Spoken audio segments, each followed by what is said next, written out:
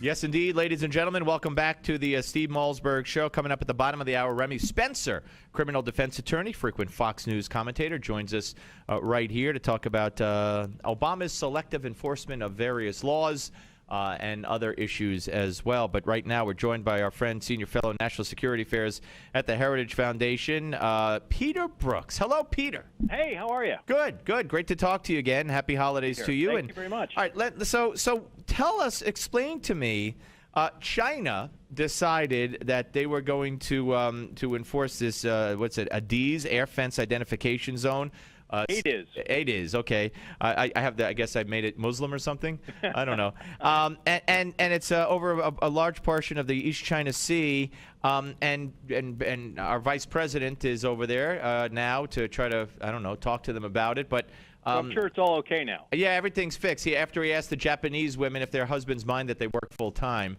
What a character. But anyway, China, I mean, I thought that this was something we were against, but then I now hear that this is something we might let China just do. I mean, I don't know how we could stop them, but we might not even put up a fight.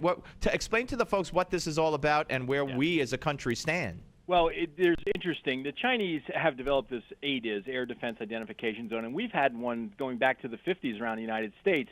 The idea here was putting out a buffer zone off your coast to differentiate passenger aircraft from, like, a Soviet bomber. In other words, as the Russians might come out of the Russian Far East towards Alaska, we wanted to know if this was a Pan Am or a TWA aircraft coming to land peacefully and deliver passengers in the United States, or it was a Soviet bomber coming to nuke us. So we asked people to follow certain procedures so we could differentiate between military and civilian aircraft. So people have ADIZs. Not all countries do. Out in that part of the world, the Japanese have one, the South Koreans have one, and it's arbitrary. I mean, it's not based on any international law. It's something that a country does for its own national security. But the Chinese are taking it to a different level, right? Yes, exactly. That's the thing. So the Chinese have a point, up to a point. They have a right to have an air defense identification zone, but what they're asking people to do goes beyond what standard practice is. First of all, the requirements are higher. You need to file a flight plan in advance. And generally, what you need to file a flight plan is if you're going into a country. So if a plane's coming here from Tokyo, they file a flight plan and tell, Alaska that they're coming through and they're going to be landing in Chicago. But aircraft operating in international airspace don't have to, such as military aircraft, don't have to file flight plans. Can you imagine filing a flight plan every time you took off an aircraft carrier? Yeah, oh my gosh. Yeah, so anyway, but the Chinese are saying, now you got to tell us whether you're military or civilian, and even if you're not coming into China, even if you're just passing through the zone, you have to file a flight plan with us. Then you have to check in with Chinese air traffic control, and after that, you have to follow any instructions we give you, which really kind of pushes it to a whole new level. And beyond that, Steve, is that the Chinese zone, which I said is arbitrary, it overlaps the zones claimed by Japan and South Korea, making them very unhappy since the Chinese didn't consult with them, didn't talk with them, didn't try to, say, okay, we'll cut it halfway between our air defense zones. And then beyond that, they also put it around a disputed territory they have with the Japanese. Right.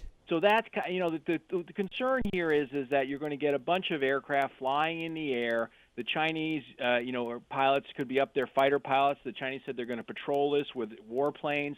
We could have something like we had in 2001 with the American EP-3 aircraft and the Chinese fighter, or, God forbid, the KAL-007 in 1983, remember, when the Soviets shot down. Blasted it right out of the water, right out of the air. All right, exactly. So Peter, and we're talking to Peter Brookes, Heritage Foundation Senior Fellow, former Deputy Assistant Secretary of Defense here on the Steve Malzberg Show. I mean, is this a provocation? And I assume you'll say yes, of sorts, but whatever you say, is this brought on by the fact that obviously our foreign policy is weak and in shambles, and we have a leader who's willing territorial dispute with Japan? But the fact is that we say that island, although it might be, the sovereignty might be in dispute, it's actually under the administration of Japan, because we turned it back to them when we turned back some of the islands in the 1970s, like Okinawa and things like that. So it's not only pushing against us, or against Japan, it's pushing against us because we have a defense treaty with Japan. And the Chinese feel like, they feel like we're equals now. The United States and China are equals. They talked about a new great power relationship, which means that we are basically the same. It's not a big brother, little brother relationship anymore, and they're throwing their weight around. The problem is that as they do this, there could be misperceptions, there could be miscalculations, which could lead to a crisis, and then who knows what after that. Yeah, and what about what's going on with North Korea? Real quick, of course. I've always felt that China runs the show there, and they could put them in their place. Is that the case? And what do you think is going on with our dear leader's uncle getting kicked out? Dennis Rodman. Yeah, I know, and some other NBA stars. I know. He's the most senior. He's the most senior American, the only American to have met with the Kim Jong-un.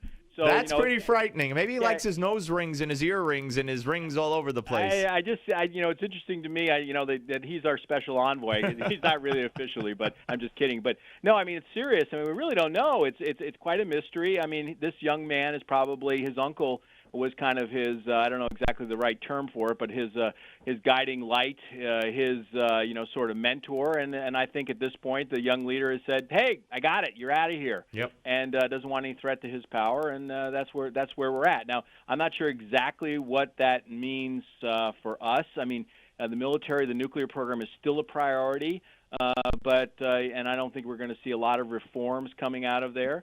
But it's still a very, very dangerous part of the world. I mean, it's right next to China, and you got major powers: Japan, South Korea, Taiwan. So it's something that needs attention. But once again, I think the Chinese feel that we're in decline, that we're weak, and that they can take advantage of that. Well, I think they got that right now. Unfortunately, Peter, I appreciate it. Have a wonderful Christmas, and we'll speak to you soon. Thank you. All the best. Take care. Bye. Peter Brookes, ladies and gentlemen, Heritage Foundation.